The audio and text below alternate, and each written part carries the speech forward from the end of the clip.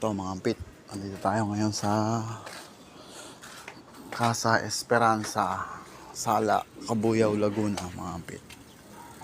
Ito gagawin natin sa June 17, Martes. Kasi Lunes, mamimili ng materyales.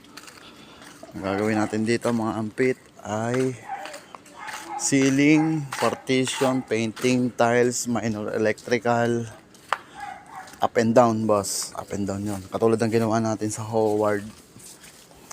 Tapos ito, pag-uusapan pa ngayon kung plano rin kasi nila na pabubungan na, paploringan, palagyan ng lababo doon sa likod. Pinaka kitchen nila mga boss.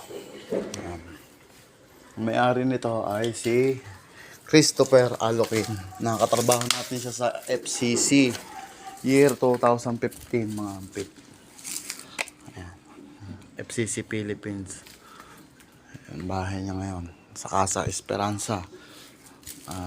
Nagka-deal na naman kami sa loob. Susukatan natin to ngayon para sa kitchen,